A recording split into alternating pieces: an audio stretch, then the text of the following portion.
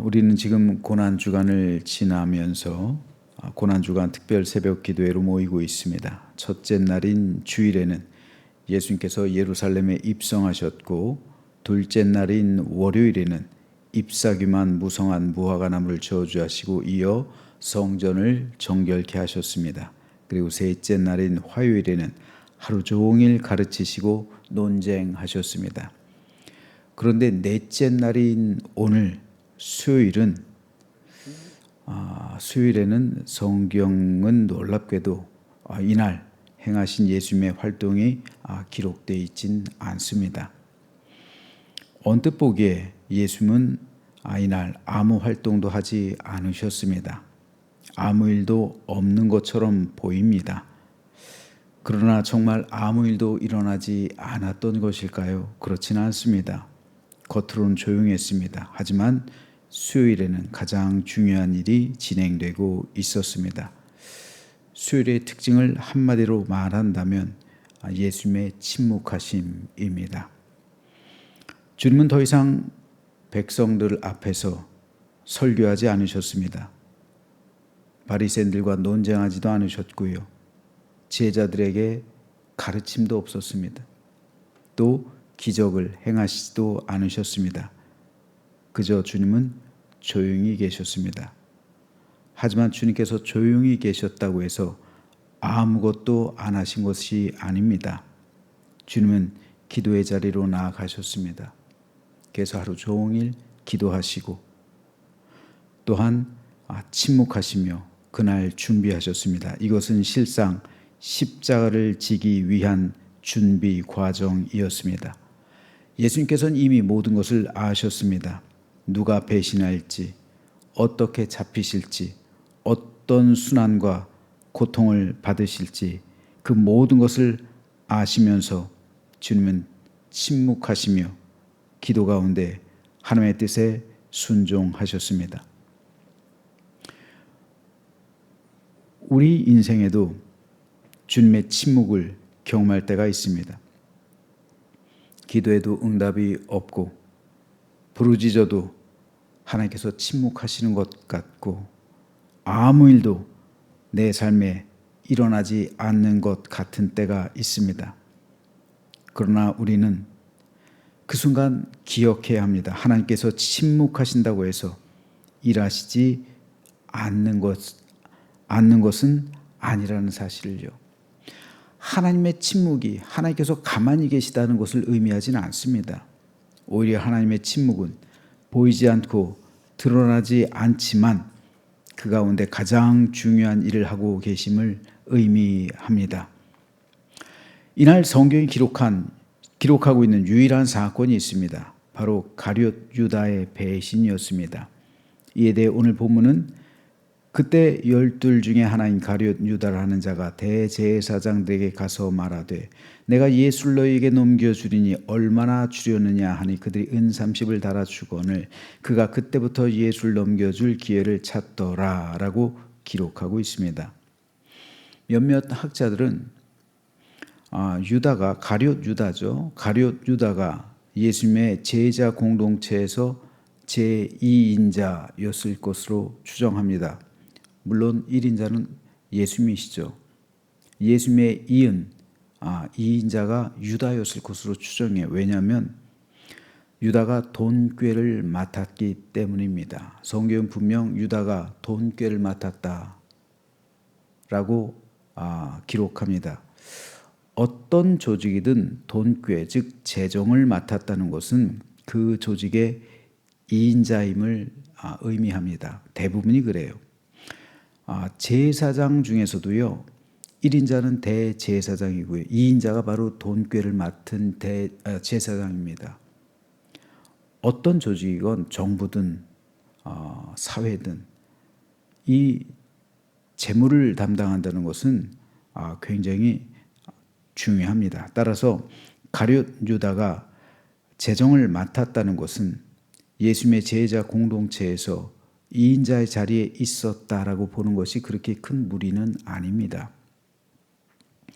최후의 만찬 때 예수님이 누군가의 품에 안겨 식사를 했어요. 유대인의 식사법은요, 품에 비스듬히 누워서 누군가의 품을 의지하는 거예요.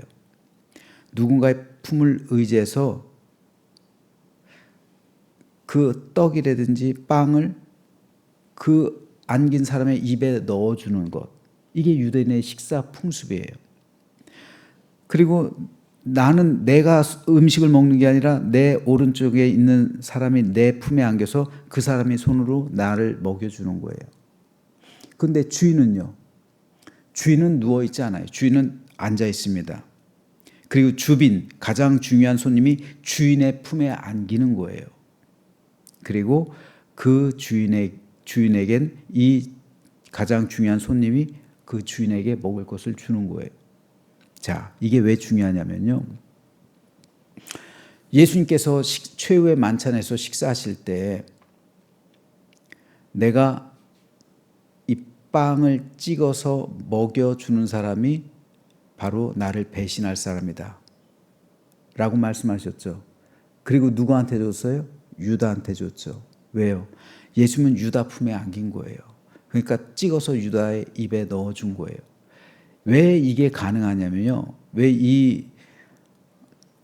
이 설정이 왜 옳은 설정이냐면요. 유다는 돈깨를 맡았기 때문에 재정을 담당했기 때문에 모든 잔치 행사를 주관하는 사람이에요. 그러니까 그 유월절 잔치 주님의 재정, 이 제자 공동체 재정에서 공금으로 나온 거기에서의 그 담당은 이 유다가 한 거예요. 그러니까 유다가 주인의 자리에 앉아 있는 거예요. 그리고 예수님이 유다의 품에 안겨서 유다에게 먹을 것을 주신 거죠. 따라서 유다는 예수님의 이은 제자 공동체의 2인자라고 봐도 별 무리가 없습니다. 유다는 가장 가까이에서 예수님을 본 사람이었고요. 기적을 체험한 사람이었고요. 주님을 품에 안기도 했던 가장 가까운 사람이었어요. 도리어 베드로는 그렇지가 않았어요. 그때만 해도. 우리가 베드로를 수제자라고 알고 있지만 예수님의 제자 공동체에서 베드로가 과연 수제자였을까? 여긴 의문이 있어요. 그러니까 제자들이 서로 다퉜잖아요. 누가 위냐. 그리고 베드로가 맞은편에 앉아 있었기 때문에 이 요한에게, 사도 요한에게 눈짓을 해가지고 누구냐고 말하라고 했잖아요. 맞은편에 앉아 있었다는 건 서열이 낮았다는 거예요. 어떻든 가룟 유다는 근데 그렇지가 않아요. 예수님을 품에 안은 사람이기 때문에 가장 가까이에 있었던 예수님의 측근입니다. 그런데 결국 그는 예수님을 배신하고 팔았습니다. 이에 대해 오늘 본문은 유다가 은 30을 받고 주님을 배신하고 팔아 넘겼다고 말씀합니다. 가룟 유다는 거래를 하는 거예요. 내가 예수를 너에게 넘겨주겠다. 그 대가로 너희는 얼마를 나에게 주려느냐. 그래서 대제사장들이 은 30을 재서 줍니다. 은 30은요. 그 당시 노예 한 사람, 성인 노예 한 사람 값이에요. 즉 예수님을 노예 취급한 거예요. 성인 노예 한 명을 사고 파는 그 값인 은 30에 가룟 유다에게 성인 노예 한 명의 값을 쳐 준 거예요. 그러니까 결론적으로 가룟 유다는 예수님을 노예로 판 거나 마찬가지인 거예요. 노예값을 받고 판 겁니다. 유다는 돈이 중요했어요. 예수님보다 돈을 선택했고요. 하나님보다는 세상을 선택한 전형적인 인물이었습니다. 그런데 여러분, 유다는 특별한 사람이 아니에요. 어쩌면 오늘 우리와 같이 보통 사람일 수도 있어요. 바로 여기서 오늘 우리는 우리의 모습을 되돌아보게 됩니다.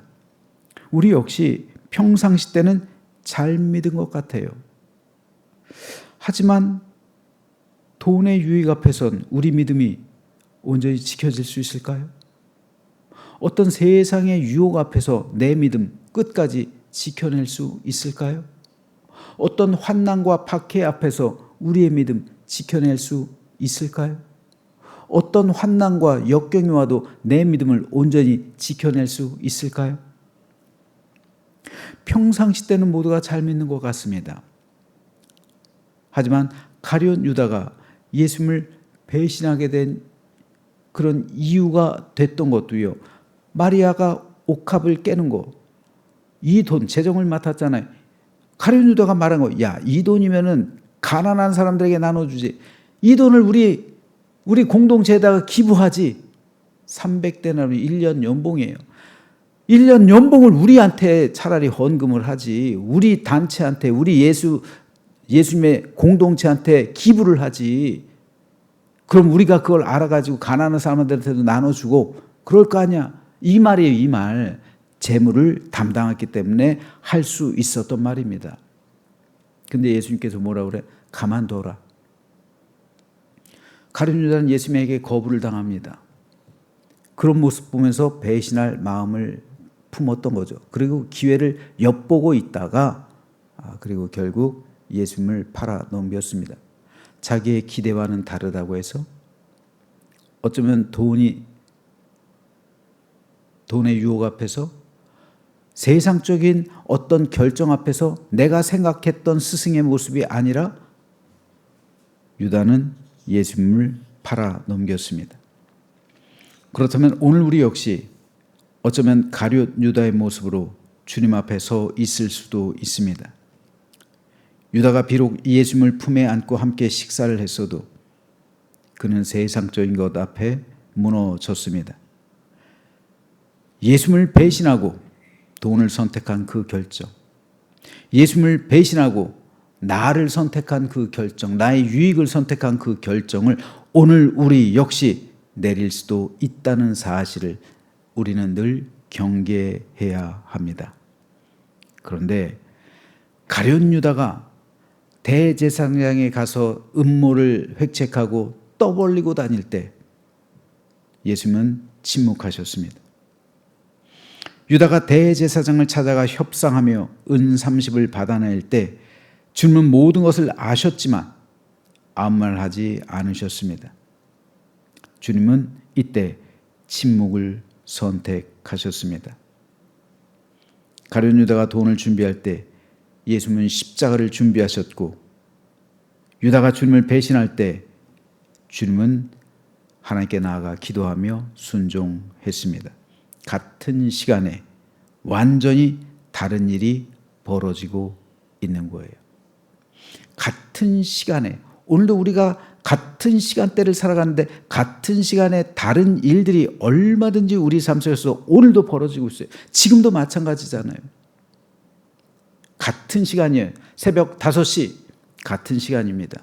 같은 시간이지만 새벽 기도에 나오는 사람이 있고 그렇지 않은 사람이 있어요. 다른 시간을 살아가고 있어요. 같은 시간인데 다른 일들이 벌어지고 있습니다. 오늘 여러분의 삶의 현장 속에서도 오늘 24시간은 세계 모든 사람에게 같은 시간이에요. 하지만 다른 일들이 벌어질 수 있단 말입니다. 어떤 사람은 이 같은 시간 속에서 하나님께 영광과 찬양이 되는 삶을 살아낼 수도 있고, 어떤 이는 하나님을 배신하는 그런 삶을 살아낼 수도 있다는 말입니다. 그러므로 오늘 우리는 예수 그리스도의 침묵을 바라보면서 주님의 침묵은 아무것도 안 한 것이 아니라 우리의 구원을 위해 십자가를 예비하시고 우리를 위한 최선의 길을 준비하고 계신다는 사실을 알아야 합니다. 그러므로 여러 가지 고민과 갈등과 문제를 가지고 이 자리에 나오신 분이 있습니까? 내가 부르짖는데도 아무 변화가 없는 것 같아 답답하신 분이 있습니까? 그렇다면 하나님께서 지금도 저와 여러분을 위해 일하고 계신다는 사실을 믿으시길 바랍니다. 흔들리지 마시고 의심하지 마시고 포기하지 마시고 침묵 속에서도 하나님의 일은 반드시 이루어짐을 믿으며 끝까지 기도의 자리로 나아가시는 우리 모두가 되시기를 소망합니다. 그래서 우리 주 예수 그리스도의 구원의 은총을 입으며 여호와 일에 놀라운 축복을 받으며 오늘 하루도 주와 동행하는 가운데 우리 주님의 놀라신 사랑과 은혜를 덧입는 복된 날 되시기를 주님의 이름으로 축원합니다.